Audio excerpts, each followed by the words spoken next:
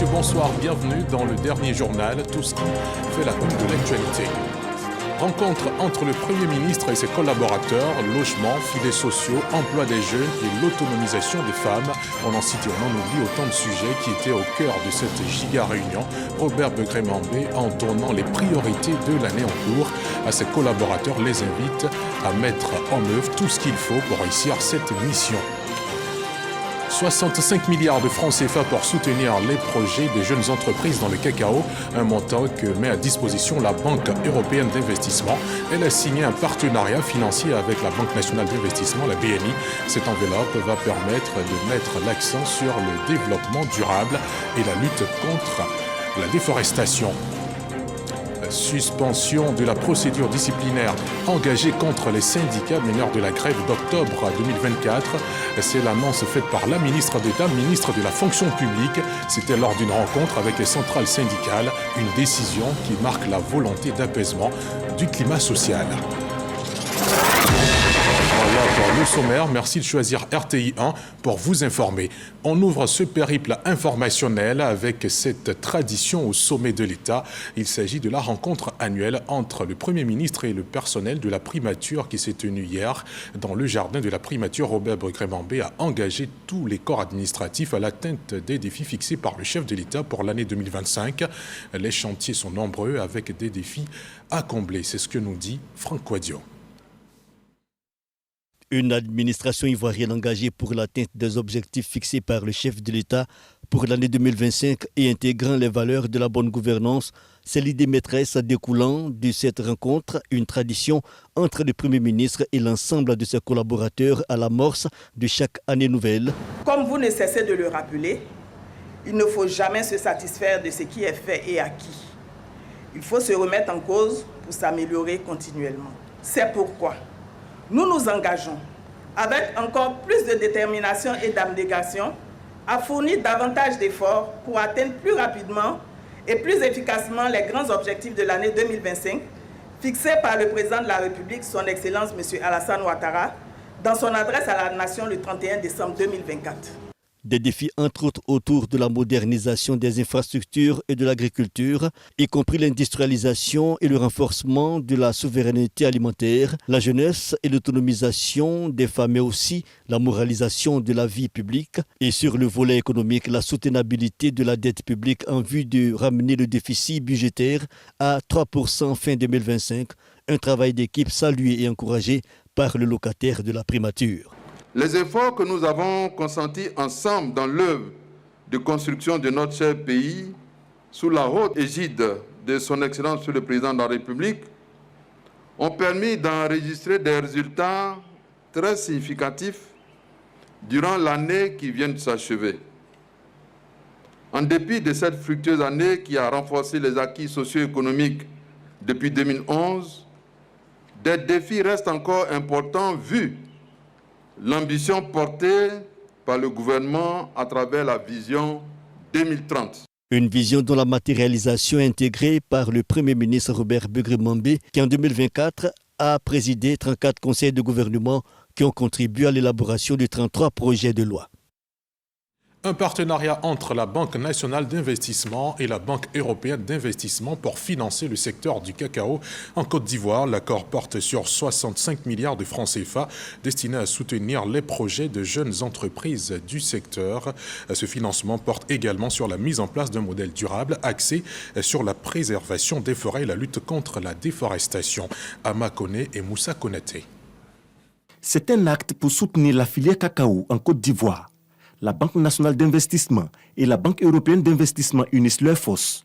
Une signature de partenariat d'un montant de 65 milliards de francs CFA destiné au financement des projets portés par des jeunes entreprises du secteur du cacao. La culture du cacao connaît des pressions environnementales et sociales croissantes avec des enjeux liés à la déforestation, à l'utilisation excessive des ressources naturelles et à la relative pauvreté des producteurs.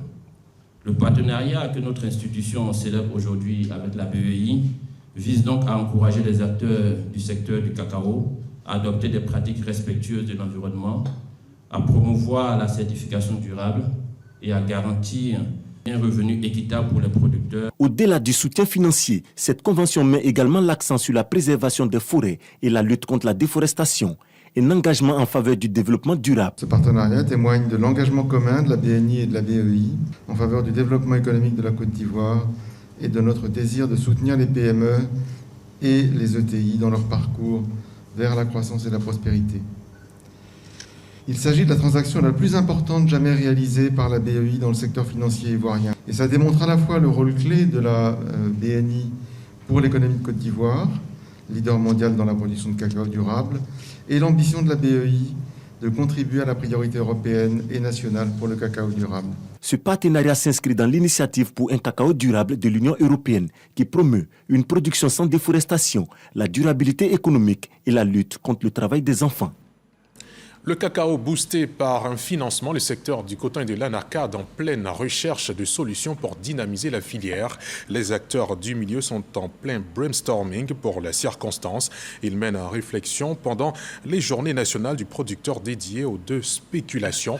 Le CNRA, très pragmatique, vient de mettre sur pied des molécules pour lutter contre les maladies qui terrassent les plantations. Lancine Bakayoko. Ces journées nationales du producteur de coton et d'anacarde mobilise de nombreux acteurs de la chaîne des valeurs de ces deux spéculations. Le FIRCA, qui a déployé des spécialistes du coton et de la noix de cajou, assure que les appuis aux filières vont se renforcer. On apporte à la fois l'appui financier, mais l'appui technique à travers la mobilisation d'experts qui vont encadrer les producteurs, notamment dans le domaine de la recherche.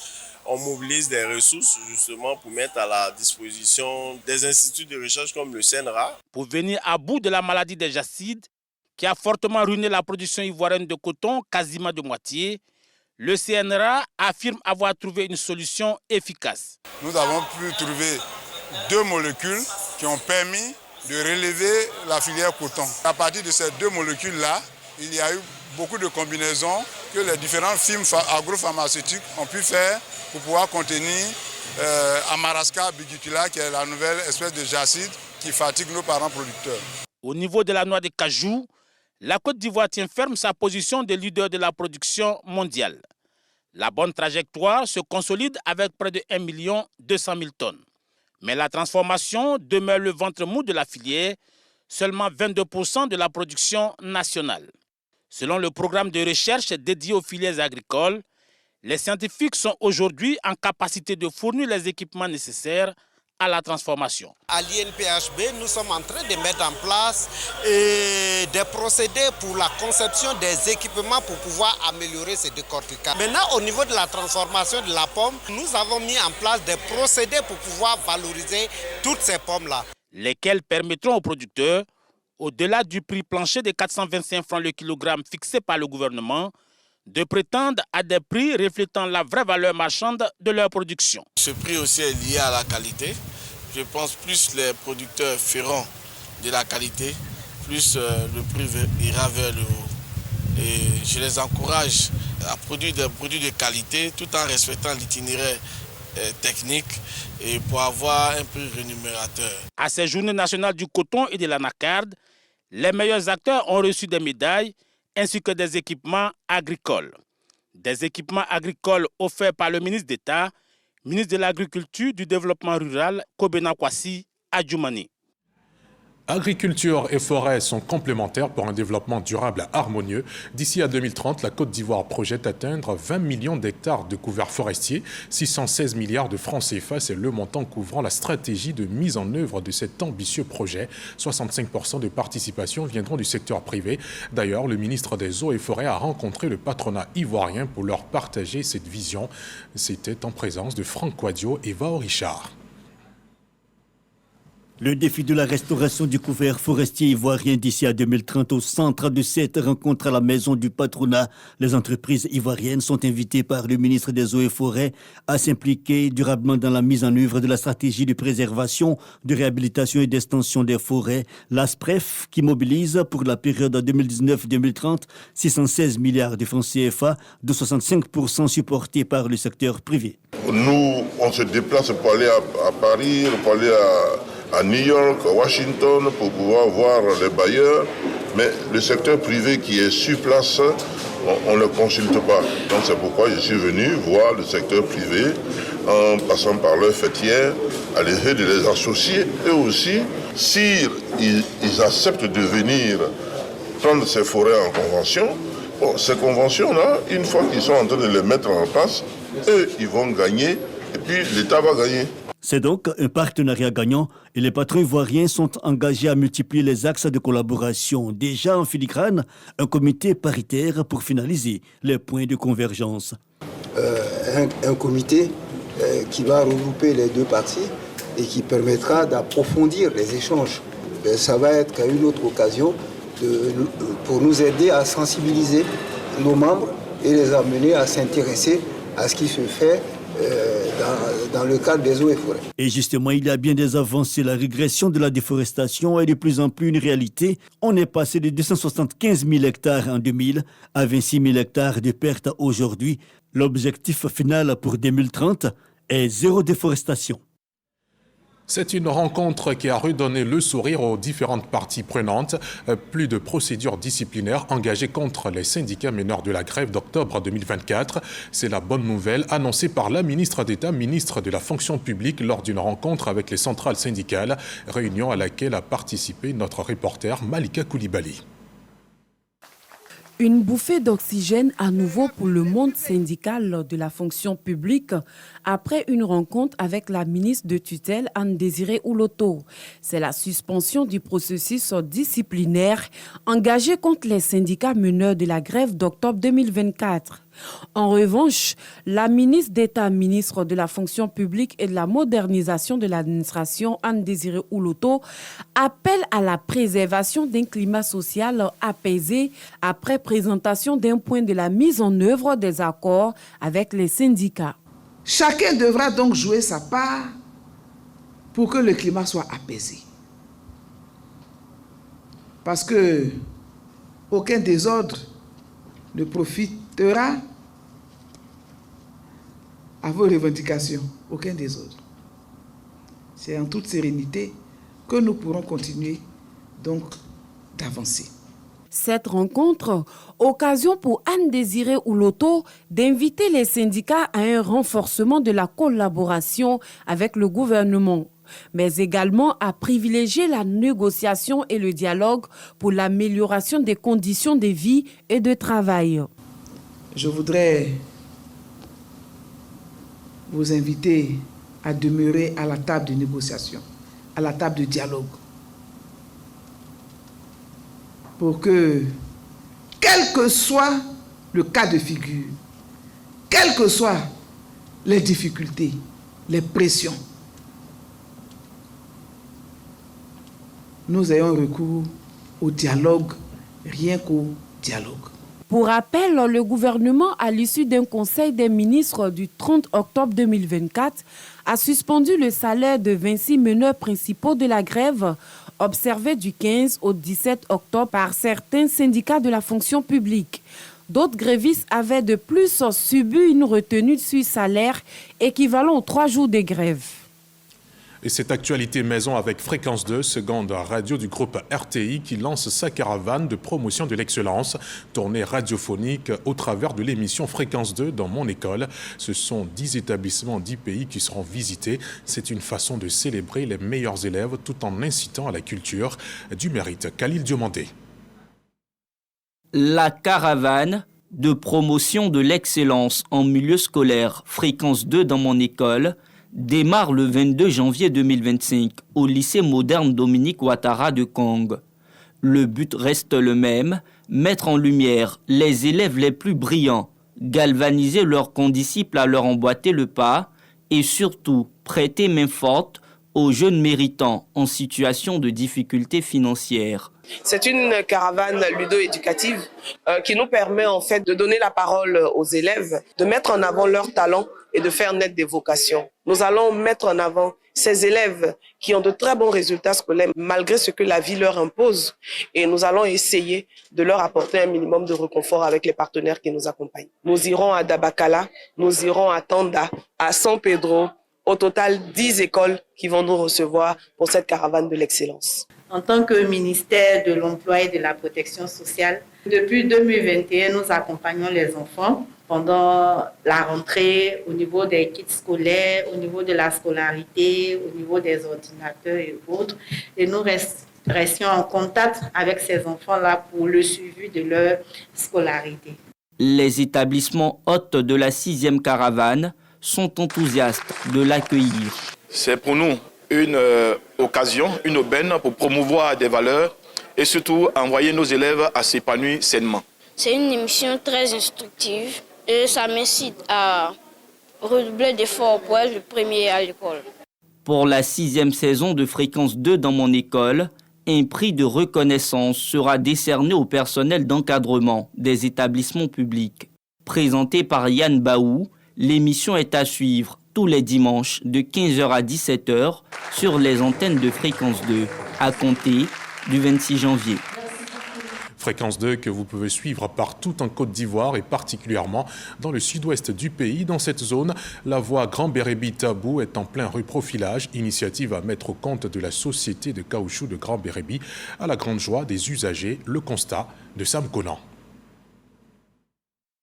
L'axe Grand Bérébi Tabou, qui était dans un état de dégradation avancée et difficilement praticable, présente un autre visage depuis quelques jours. Des travaux de rechargement sur cet axe sont entrepris par la Société des caoutchoucs de Grand Bérébi. La SOGB a donc entrepris des travaux qui sont des travaux de rechargement, d'élargissement de la route, de nivellement et de compactage des sols qui en font maintenant une piste praticable, mais qui ne pourrait évidemment pas remplacer une voie goudronnée telle que celle qui devrait être ici en place de la route nationale. Pour les usagers de cette voie reliant Tabou à Grand Bérébi, c'est un ouf de soulagement. Vraiment, c'était trop gâté, trop gâté. Quand on fait un voyage chaque jour, on est obligé d'aller faire un garage, sinon tu ne peux pas retourner faire 10 voyages, tu ne peux pas. Mais Dieu merci aujourd'hui, on arrive à circuler bien, vraiment, on est vraiment content. Le bitumage de l'axe Grand Bérébi, frontière du Libéria, en passant par Tabou, est prévu. Reste la date de démarrage des travaux. Les usagers devront donc prendre leur mal en patience. Le ministre d'État, conseiller spécial du président de la République et président du conseil régional de Lamé, Patrick Hachi, engage la chefferie de la région à consolider la cohésion, le vivre ensemble et la paix. Un séminaire a été organisé à cet effet pour instruire les chefs sur le foncier et la gestion des villages. Élus locaux, autorités préfectorales et chefferies s'accordent sur l'exigence d'œuvrer dans la synergie d'action au nom de la paix. Godefroy Okambawa. Le foncier urbain et rural, les forêts classées et réserves, leurs enjeux et opportunités pour la région et les populations, la succession à la tête des villages et le rôle de l'administration territoriale dans la gestion de la chefferie et le pouvoir d'action des collectivités territoriales. Autant de sujets que le conseil régional de Lamé a évoqués avec ses gardiens des us et coutumes visant à renforcer leurs capacités en ce qui concerne la gestion de leur localité. Pour le préfet de la région de Lamé, cette rencontre permettra aux chefs de village d'être mieux outillés dans la gestion des affaires de leurs différents villages. Je voudrais compter sur vous, chefs de village, pour le maintien de la paix, de la cohésion et de l'harmonie dans vos villages respectifs. C'est votre part dans le développement durable, inclusif et le rayonnement de la région de Lamé. Les chefs de village sont appelés à s'approprier les thématiques abordées et à faire une restitution de cette rencontre aux populations. Alors qu'il est établi les conditions dans lesquelles l'administration territoriale reconnaît un chef, les conditions dans lesquelles un chef peut être démis, des gens se lèvent dans un chef qui a été nommé selon les normes et décrètent qu'ils ne veulent plus du chef. L'administration territoriale étant présente, qu'on rappelle quelles sont les conditions qui prévalent à la désignation d'un chef. Le président du conseil régional de Lamé, Patrick Hachi, a saisi cette occasion pour exprimer sa reconnaissance au président de la République, Alassane Ouattara, pour ses actions de développement initiées dans la région de Lamé.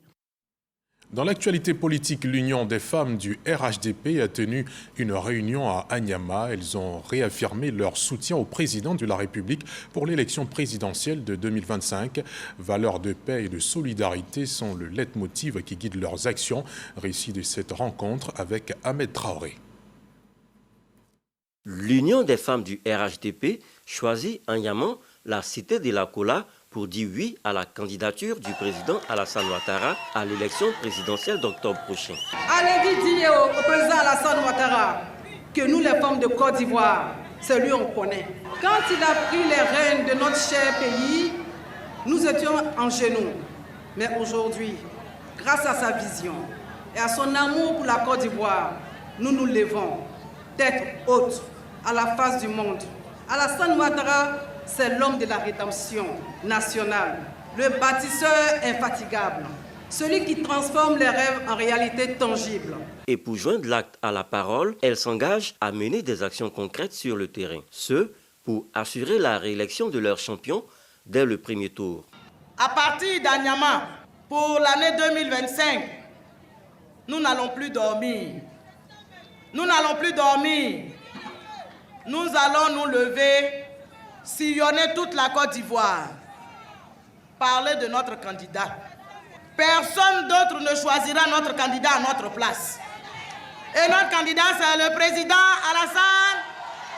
Kandia Kamara, vice-présidente du directoire du RHDP, apporte son soutien à l'initiative des femmes du parti. Pour elle, le bilan du président Alassane Ouattara plaide largement en sa faveur. Qui a fait l'étranger de Makassi? Il a fait le tunnel d'Abobo. Très bientôt, vous allez voir, il y aura l'échangeur du rond-point de la gendarmerie d'Abobo, le stade de Bempé, le lycée professionnel. Lors de ce rendez-vous, la présidente de l'Union des femmes du RHDP a également procédé au lancement de la Journée nationale de la solidarité. Elle précise que toutes les femmes vulnérables du pays pourront bénéficier de cet élan de solidarité.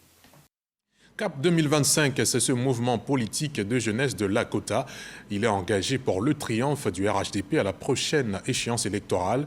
Sam Ouakouboué, cadre du parti, les a mis en mission, ces jeunes. Il a procédé à l'investiture de l'organisation à Moussadougou. C'était sous les yeux grands ouverts et attentifs de Godefroy Okambawa. La jeunesse politique de Moussadougou, village de la sous-préfecture de Niambé-Zaria, dans le département de Lakota, soutient la mise en place du mouvement CAP 2025. Un mouvement prêt pour la victoire du RHDP en octobre prochain. Le leader de ce mouvement, Sam Ouakouboué, entend ratisser l'âge pour cette victoire. Pour ce faire, le président local de CAP 2025 de Moussadougou est installé. Dans la même veine, le bureau des associations féminines dénommé Benkadi, le challenge est le même, la victoire du RHDP à la présidentielle. 5 était un mouvement engagé pour accompagner la campagne du président de la République en 2025 pour que nous puissions avoir une élection et une victoire, une élection non seulement transparente, mais une victoire écrasante pour le RHDP qui va faire taire tout débat. C'est pourquoi nous mettons en place et nous encourageons tous ces mouvements de femmes et de jeunes pour qu'ensemble avec eux, nous puissions accompagner cette mouvance de paix. Sensible aux questions liées à la jeunesse et à l'éducation, Sam Ouakouboué a fait don d'ordinateurs et d'imprimantes au collège moderne de Niambé-Zaria, de Moussadougou et de Niako-Bloyoa. La porte-parole des bénéficiaires a exprimé leur reconnaissance, rappelant que cette acquisition est un atout essentiel pour améliorer la qualité de l'éducation. On parle religion à présent avec la communauté musulmane de Grand Bassam qui a célébré la 121e année de la Grande Mosquée centrale. L'événement a réuni des guides religieux et des chefs traditionnels. Les fidèles sont invités à prier pour la consolidation de la paix ainsi que notre envoyé sur place, Godefroy Okambawa. 1904-2025, la Grande Mosquée centrale de Grand Bassam a 121 ans. Plus d'un siècle de spiritualité chargée d'histoire pour le renforcement de la foi. Pour l'occasion, les fidèles sont venus de toutes les régions de la Côte d'Ivoire. Après la lecture du Coran, des prières sont faites pour le président de la République Alassane Ouattara et pour une communauté musulmane unie à l'orée des échéances électorales de cette année. Moi, je suis le 7e imam. Il était de mon devoir d'appeler les fidèles musulmans pour qu'on se souvienne de ces grands hommes-là. Et c'est ce que nous avons fait, tout en priant pour le beau pays qu'est la Côte d'Ivoire. Nous avons fait 12 fois le Coran entier. Quand la Côte d'Ivoire marche, nous marchons aussi.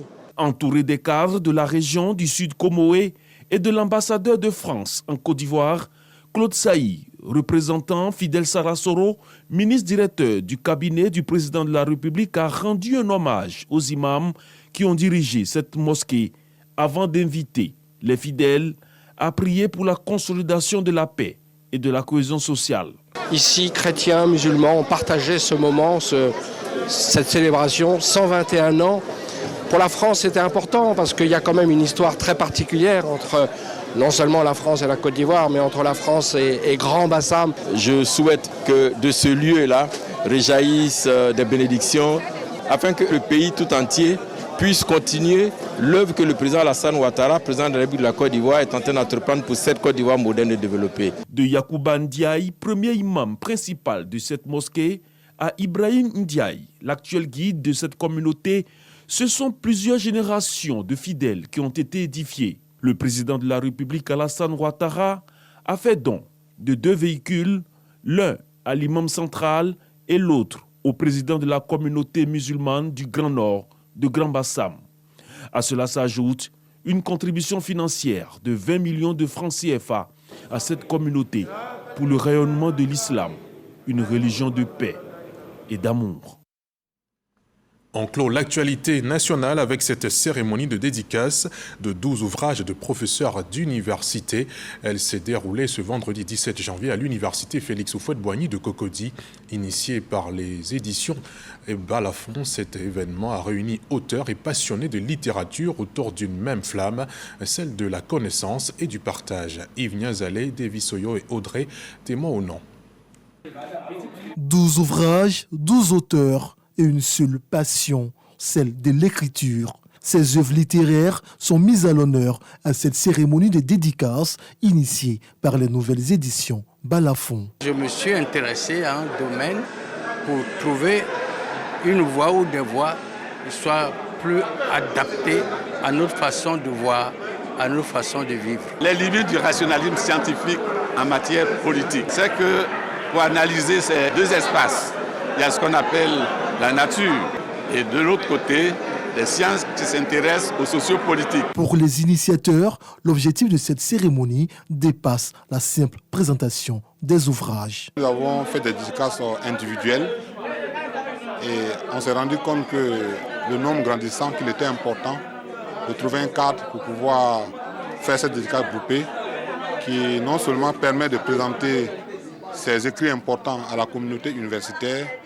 mais également de créer ce qu'on appelle un dialogue entre les auteurs. Madame la Présidente voulait ici et maintenant dire merci à tous ces écrivains. Elle voulait aussi féliciter le professeur David Soro et son équipe qui organisent régulièrement ce genre de cérémonie pour que le monde intellectuel s'invite de plus en plus à laisser des traces. Ces 12 ouvrages sont signés par des éminents professeurs et experts dans plusieurs domaines d'activité. Dans le reste de l'actualité au Nigeria, au moins 70 morts dans l'explosion d'un camion-citerne. Une foule s'était amassée samedi pour récupérer du carburant autour du camion-citerne renversé. La plupart des victimes ont été brûlées. Le véhicule transportant 60 000 litres d'essence a eu un accident sur la route reliant la capitale Abuja à la ville de Kaduna. Le gouverneur de l'État du Niger, Umaru Bago, a réagi dans un communiqué invitant la population à être toujours responsable et à donner priorité à sa sécurité. Et puis au Soudan du Sud, un couvre-feu a été mis sur pied par les autorités. C'est après l'explosion de violence visant les Soudanais résidant dans le pays. Plusieurs magasins ont été pillés, ce qui a poussé les autorités locales à fermer les commerces dès 17h. Les violences sont liées à des informations faisant état de meurtres du Sud-Soudanais dans l'état de Gézira. Les autorités sud-soudanaises craignent que la colère des populations ne se retourne contre les réfugiés soudanais présents dans le pays. Le président Salva Kiir a réitéré son appel au calme ce jeudi. Et c'est la fin de ce journal. Merci de l'avoir suivi. Retour de l'actualité demain 6h avec Coralie Corée.